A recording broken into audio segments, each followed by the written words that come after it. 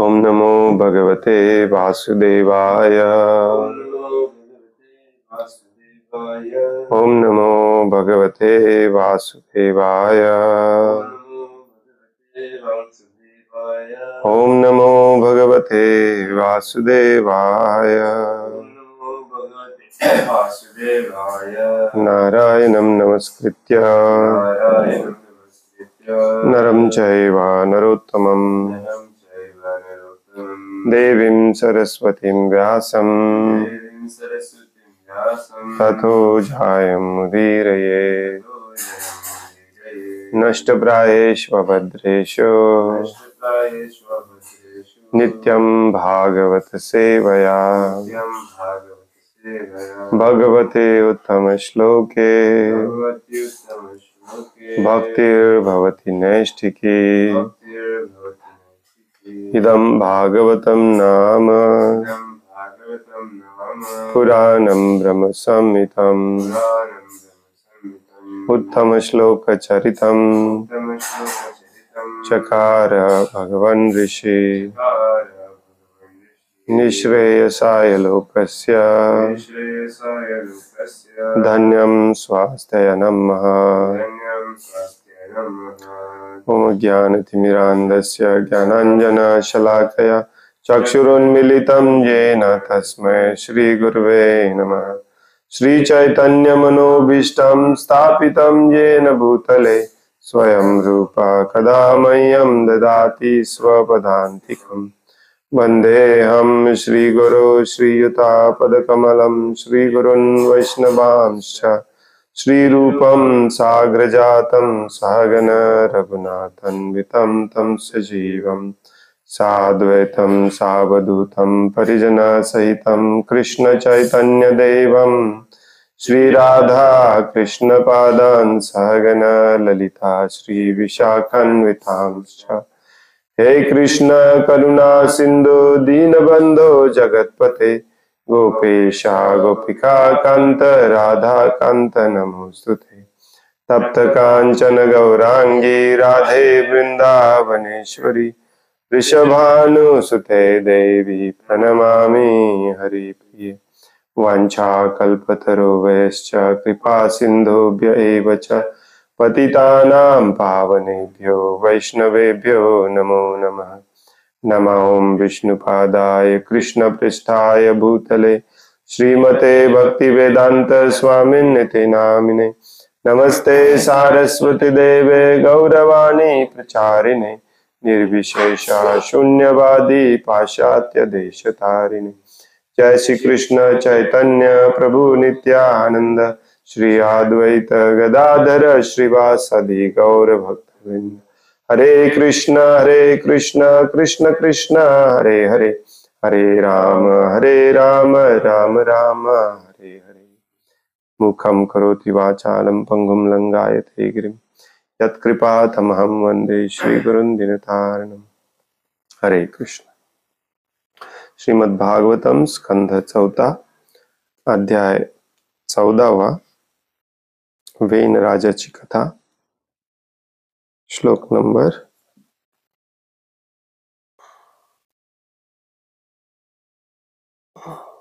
15।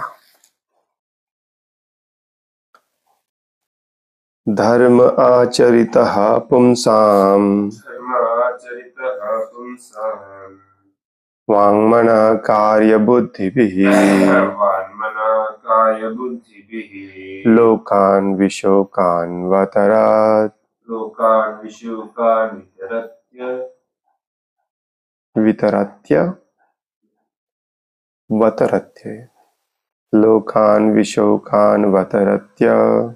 Is it typo? Printing mistake.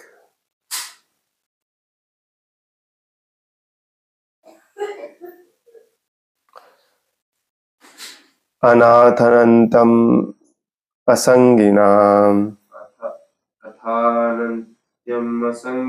अथानन्त्यम् असंगिनाम्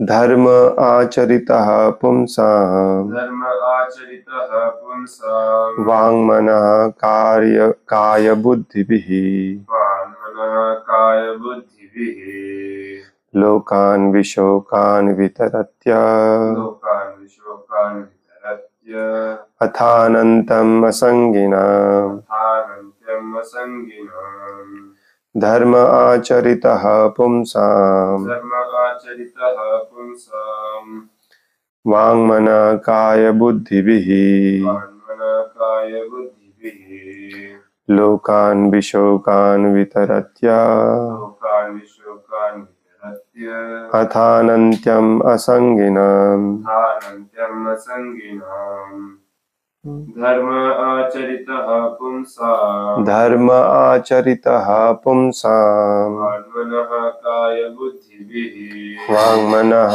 कायबुद्धिभिः लोकान् विशोकान् वितरत्य लोकान् विशोकान् वितरत्य अथानन्त्यम् असङ्गिनाम् अथानन्त्यम् असङ्गिनाम् धर्मः धर्मः धार्मिक तत्वे धार्मिक तत्वे आचरितः आचरितः आचरणात आणतात आचरणात पुंसां पुंसां त्या मनुष्यांना त्या मनुष्यांना वाक् वाक् शब्दानी शब्दांनी मनः मनः मनानी काय काय शरीरानी शरीराने बुद्धिभिः बुद्धिभिः आणि बुद्धीने आणि बुद्धीने लोकान लोकान् ग्रह ग्रह विशोकान विशोकान् शोकरहित शोकरहित वितरती वितरति वितरित करतात वितरित करतात अथ अतः निश्चितपणे निश्चितपणे आनंत्यम अनन्त्यम् अमर्याद सुख अमर्याद सुख मुक्ती मुक्ती असंगीनाम असंगिनाम भौतिक प्रभावापासून मुक्त असलेल्यांना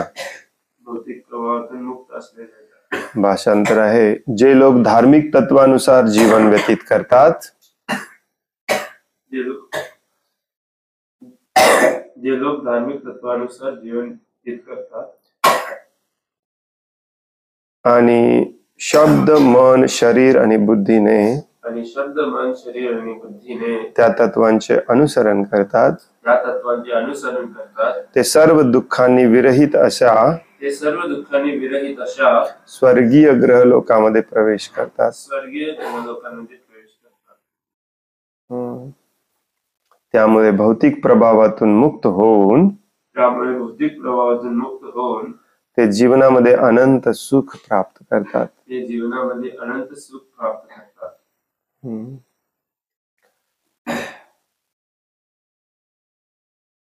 सगळे ऋषी मुनी एकत्र येऊन वेन राजाला समजावून सांगत आहेत हे राजन आम्ही तुम्हाला चांगला उपदेश देण्यासाठी आलो आहोत आमचा उपदेश कृपया पूर्ण ध्यान देऊन ऐका असे केल्याने तुमचे आयुष्य ऐश्वर्य सामर्थ्य आणि यश वाढेल भौतिक जो व्यक्ती भौतिक अस्तित्वामध्ये देहात्मबुद्धीमध्ये शरीराच्या जीवनाच्या शारीरिक संकल्पनेमध्ये भ्रमित झालेला असतो त्याला अध्यात्माच्या मार्गावरती आणायला सुरुवातीला भौतिक सुख सुविधांचा आमिष दाखवावं लागतं आणि नुसतंच आमिष नाही आहे ते सत्य पण आहे जेव्हा लोक धार्मिक तत्वानुसार जीवन व्यतीत करतात तेव्हा त्यांना वरच्या ग्रहलोकांमध्ये जन्म मिळतो तिथे दुःख कमी आहे सुख जास्त आहे इट्स ट्रू आणि मग त्याकडे आकर्षित होऊन आपण धार्मिक तत्वानुसार वागायला लागतो जसं चोराला सांगितलं जातं की तू अशी चोरी केलास तर तुला दंड मिळेल आणि नाही चोरी केलास तर तुला चांगलं जीवन व्यतीत करायचा चान्स मिळेल मग तो थोडस सुधारतो त्याच्या मागचं धार्मिक तत्व काय आहे त्याला समजावून सांगायला गेलं तर त्याच्या कदाचित लक्षात येणार नाही परंतु हळूहळू नंतर येईल तर ऋषी मुनी ते प्रयत्न करतायत अशा पद्धतीने वेन राजाला समजावून सांगण्याचा आपण वेन राजाचेच वंशज आहोत आपण दुर्दैवाने दुष्ट आहोत या भौतिक जगामध्ये विशेष करून कलियुगामध्ये जे जन्म घेतलेत ते महापापी दुष्ट आहेतच. त्यामुळे हे जे काही उपदेश हे ऋषी मुनी देत आहेत वेन राजाला ते आपल्याला पण तंतोतंत लागू होतात. व्हेरी इम्पॉर्टंट श्लोक. काय सांगतात इथे? हरे कृष्ण तुझी दलवत नाम वाचल का कळना कत तुट का वाचल कृष्ण दलवत नाम. या काही करू शकत नाही, इंटरनेटचा प्रॉब्लेम आहे कालपासून. मोबाईल नेटवर्क वरती टाकून बघूया काय परिणाम होतो का. मोबाईल नेटवर्क वरती स्विच केलंय, चांगलं येते का बघूया. तर जे इथं सांगितलेलं आहे ते आपल्यालाही लागू होतं. जे लोक धार्मिक तत्वानुसार जीवन व्यतीत करतात, धार्मिक तत्व कशी पाळायची असतात सांगितलेलं आहे. शब्दाने, मनाने, शरीराने आणि बुद्धीने. शब्द, मन, शरीर आणि बुद्धी हे कार्य करण्याची माध्यम आहेत, कर्म करण्याची माध्यम आहेत. यांच्याकडून कर्म होत असतं मनाने, शब्दाने, शरीराने, बुद्धीने. म्हणजेच काय, कर्म जे आपण करतो ते धर्माला अनुसरून असलं पाहिजे, धार्मिक तत्वानुसार असलं पाहिजे. एकदा एक प्रभूजी म्हणत होते, कलियुगामध्ये मनाने केलेलं पाप अलाउड आहे. पाप कुठल्याही प्रकारे केलेलं अलाउड नसतं. धार्मिक तत्वांचं अनुसरण शब्दाने केलं पाहिजे, मनाने केलं पाहिजे, शरीराने केलं पाहिजे, बुद्धीने केलं पाहिजे. असं केला तर तुम्हाला भौतिक सुख पण मिळेल सांगतात ऋषी मुनी. आता सध्या आपण असं करत नाही, त्यामुळे भौतिक सुखाला पण आपण दुरावलेले आहोत. ज्याला भौतिक सुख म्हणतो ते भौतिक सुख पण नाहीये. ट्रॅव्हलिंग करावं लागतं, घरातून इतकं दूर, घाणेरड्या हवेमध्ये, नोकरीसाठी जावं लागतं.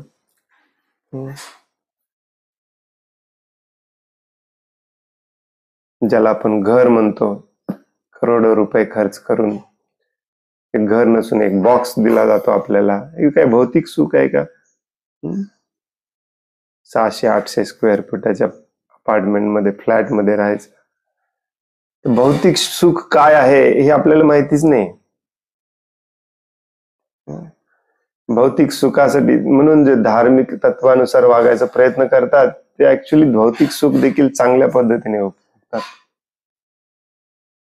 ऑफकोर्स आपण भक्ती मार्गावरती आहोत, आपण भौतिक सुखाकडे प्रलोभित होऊन इकडे वळायचं नाही आहे. परंतु सांगण्याचा मुद्दा असा आहे की भौतिक सुख तरी कुठे भोगतोय आपण, आणि भौतिक सुख जरी प्रॉपरली व्यवस्थित भोगायचं असेल तरी धार्मिक तत्वानुसारच वागावं लागतं. या पृथ्वी तलावरती इथे तरी या श्लोकात सांगितलेलं आहे की जो कोणी अशा पद्धतीने शब्द, मन, शरीर आणि बुद्धीने धर्माच्या तत्वाचं आचरण करतो, पालन करतो, त्याला स्वर्गीय ग्रह लोकामध्ये जन्म मिळतो. भौतिक प्रभावातून तो मुक्त होतो, अनंत सुख प्राप्त करतो. या आमिषाने तरी हे केलं पाहिजे. आज थोडस लवकर बंद करणार आहोत आपण. मला जरा जायचं आहे बाहेर आणि इंटरनेट पण बरोबर नाही. तर 1-2 श्लोक वाचूया आपण रोजच्या प्रमाणे. प्रभुपाद म्हणतात, या श्लोकामध्ये ऋषी मुनी असा उपदेश देत आहेत की राजाने अथवा शासन प्रमुखाने धार्मिक जीवन जगून सर्वांसमोर एक उदाहरण व आदर्श ठेवला पाहिजे. भगवद्गीतेत सांगितल्याप्रमाणे धर्म म्हणजेच पूर्ण पुरुषोत्तम भगवंतांची आराधना करणे होय. दुसरा कुठला धर्म असतो? भगवान श्रीकृष्ण जे सांगतील ते आहे तसं ऐकणे, त्याला म्हणतात धर्म. धर्मम तु साक्षात भगवत प्रणीतम. भगवंत म्हणतात सगळं बंद करा, फक्त मला शरण या. शरण या म्हणजेच मी सांगतो ते ऐका, त्याला म्हणतात धर्म. सर्व धर्मान परित्याज्य माम एकम शरणम व्रज. मग राजाने असं वागला तर प्रजा तसे वागेल. राजा जर असं वागला नाही तर प्रजा कशी वागणार? राजा जर चोर लुटेरा असेल, प्रजेला लुटत असेल, तर प्रजा पण लुटेरूच होणार. राजा जर शोषण करत असेल तर प्रजा पण दुसऱ्या प्रजेतल्या दुसऱ्या व्यक्तींचं शोषणच करणार. हे सध्या चालू आहे.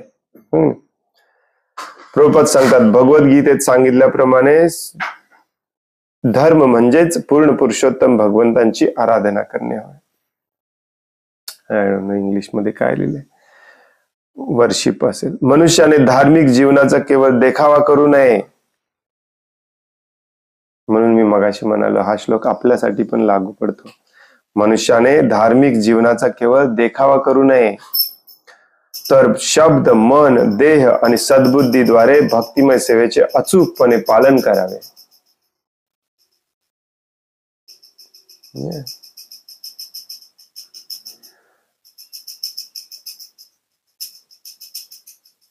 कलियुगामध्ये सगळे शब्दाने पालन करतात. शब्दात खूप ह्युमिलिटी आहे, विनम्रता आहे, मनामध्ये नाही.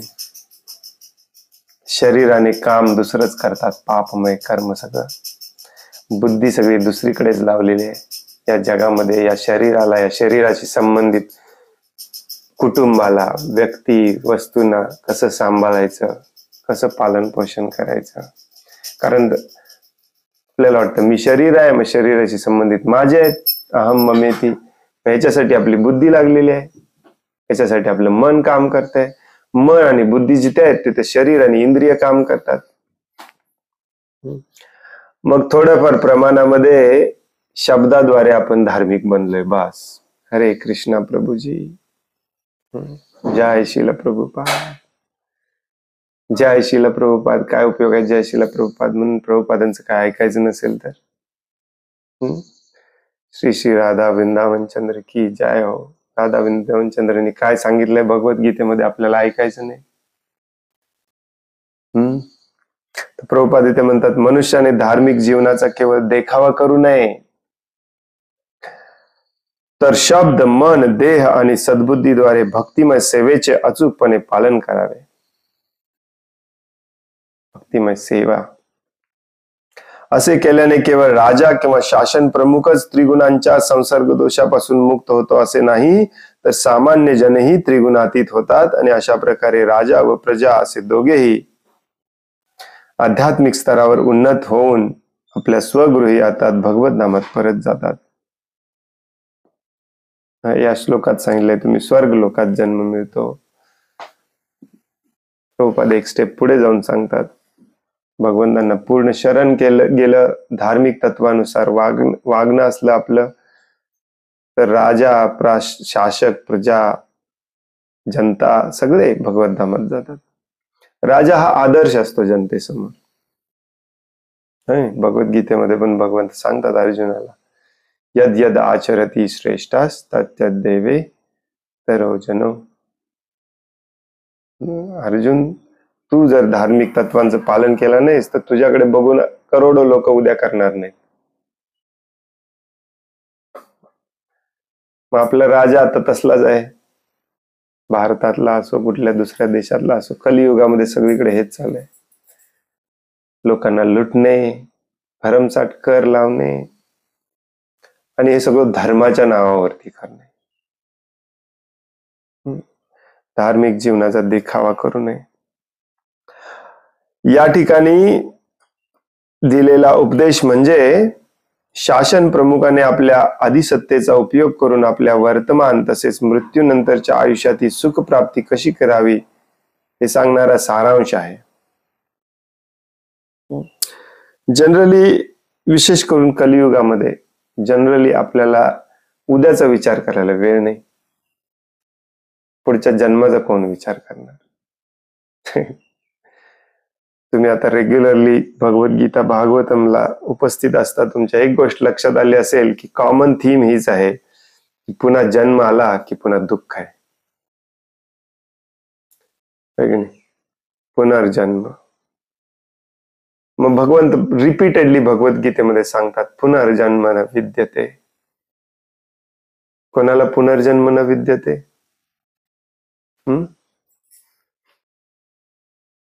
जो मला शरण येतो त्याला पुनर्जन्म न विद्यते. त्यक्त्वा देहं पुनर्जन्म नयति.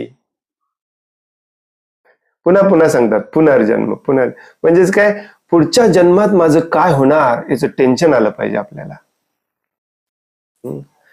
प्रभुपाद बऱ्याचदा तात्पर्यामध्ये हे समजावून सांगतात की या जन्मात सुख मिळेल आणि पुढच्या जन्माच्या सुखाची शाश्वती आहे, गॅरंटी आहे, जर तुम्ही असं वागला तर. हे पुन्हा पुन्हा सांगितले, परंतु हे कोणाच्या लक्षात येणार? ज्याला पुढच्या जन्माचा विचार करायची गरज वाटते किंवा तेवढी बुद्धी आहे, सद्सद विवेक बुद्धी आहे. इथे आपल्याला दोन दिवसानंतर काय होणार याचे विचार करायची बुद्धी नाही आहे आता कलियुगामध्ये. इतक्या घाणेरडेपणाने आपण वागतो, बोलतो, मनाने विचार करतो, बुद्धीचा उपयोग करतो की 4 दिवसांनी आपल्याला पकडून कोणी दंड देईल याचा पण आपल्याला विचार नाही. भावाशी वाईट वागतो, बहिणीशी वाईट वागतो, आई वडिलांशी वाईट वागतो, मुलांशी वाईट वागतो, याचा परिणाम काय होईल या जन्मात 4 दिवसांनी याचा पण विचार करायची आपल्याला बुद्धी राहिलेली नाही. इतके आपण भ्रमित झालेलो आहे बघा. आणि मग पुढच्या जन्माचा कोण विचार करणार? हो की नाही? हे सगळं कशासाठी करायचं आहे? पुन्हा जन्म नको म्हणून करायचंय. पुनर्जन्म न विद्यते. मग हे पुन्हा जन्म का नको याचं लॉजिक तुमच्या लक्षात आलेलं असलं पाहिजे. आणि हे म्हणून तत्वज्ञान इतकं महत्वाचं असतं. धर्म विदाउट तत्वज्ञान ही बोगसगिरी असते, जी आपण बघतोय भारतामध्ये सगळीकडे. जय जय जय करत सगळीकडे फिरायचं. महाराजजी, बाबाजी, बाबाकडे जातात, महाराजकडे जातात, परंतु तत्वज्ञान समजावून घ्यायला कोणाला इंटरेस्ट नाही. मेन तत्वज्ञान हेच आहे की इथे जन्म घेतला तर इथे दुःख भोगावं लागणार आहे. या जन्म मृत्यूच्या चक्रातून पुन्हा जन्म कसं घ्यायचं नाही, याचं लॉजिक आहे श्रीमद भागवतम, भगवद्गीता. दुसरं काय आहे? इथे या श्लोकात प्रभुपाद पण पुन्हा निक्षून सांगतात की या श्लोकात पण हे सांगितलंय, राजा, हे राजन, तू शब्द, मन, वच, काया, बुद्धीने तू तर धार्मिक तत्वांचं पालन केलंस तर तुला अशा ठिकाणी जन्म मिळेल तिथे दुःख कमी आहे. आणि जर तू कंटिन्यू केलास तर तुला अपार अनंत सुख प्राप्त होईल. तर या श्लोकामध्ये कुठे दिलेलं नाहीये की तुला जन्म मिळेल, परंतु भगवद्गीता ऑलरेडी आपण वाचलेली, प्रस्थापित केलेलं आहे तिथे की दुसऱ्या ग्रहांवरती, स्वर्ग लोकामध्ये, चंद्र सूर्य ग्रहावरती मेल्याशिवाय जाता येत नाही. दुसरं शरीर घेऊनच तिथे जावं लागतं. मग तिथं कोण जन्म घेणार याच्या मागे रूल्स आहेत, नियम आहेत. त्या नियमांप्रमाणेच तिथे जन्म दिला जातो, कारण तिथे सुख जास्त आहे, सगळ्यांना अलाउड नाही. त्याच्यासाठी काय करावं लागेल, त्याचं लॉजिक काय आहे हे सांगितलेलं आहे. परंतु भगवद्गीता छोटीशी कन्साइज रूपामध्ये संपूर्ण वेद आहे, त्यामुळे भगवद्गीता आपल्याला हे पण वॉर्निंग देते की तिथे जरी जन्म घेतला तरी थोड्याफार प्रमाणात दुःख भोगावंच लागतं आणि मृत्यू कोणालाच चुकलेला नाही.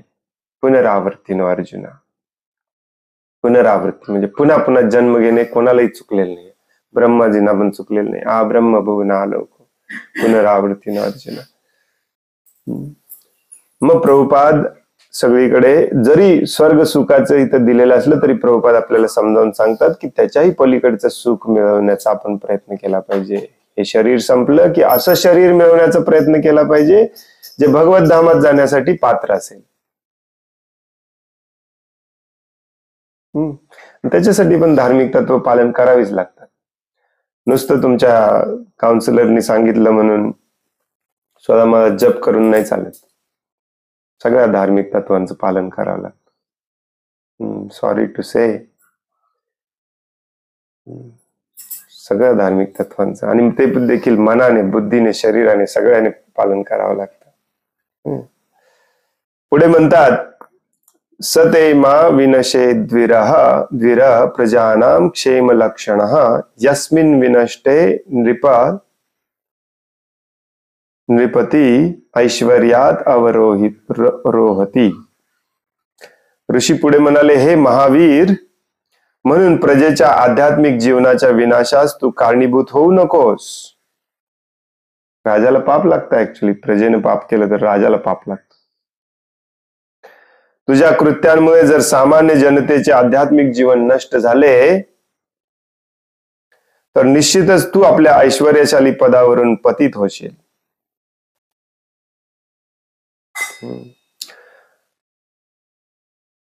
जे लीडर लोक असतात ना, त्यांच्या लीडरशिप खाली जे लोक काम करत असतात ते जर लीडरच्या मार्गदर्शनामुळे वाईट वागत असतील तर ते सगळं पाप लीडरलाच लागतं.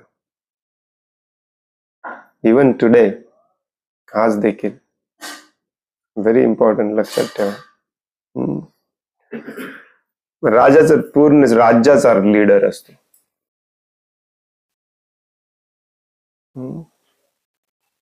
म्हणून अशा राजांना मारलं पाहिजे, अशा राजांना काढून टाकलं पाहिजे. पुढच्या कथेमध्ये तेच येणार आहे. तर इथे एक गोष्ट तुमच्या लक्षात आली असेल, आश्चर्य वाटलं असेल तुम्हाला. हे सगळे ऋषी वेन राजाला म्हणतात, हे महावीर, हे राजन, हे प्रभू. कारण तो राजा आहे, त्याचा आदर, त्या पदाला त्याचा आदर दिला पाहिजे. पहिली गोष्ट. दुसरी गोष्ट म्हणजे जे मूर्ख लोक असतात, या मूर्ख लोकांकडून काहीतरी चांगलं करून घ्यायचं असेल तर त्यांची प्रशंसा करावी लागते. शास्त्रामध्ये दिलेलं आहे, दंते निधाय त्रिनकम पदयो निपत्य.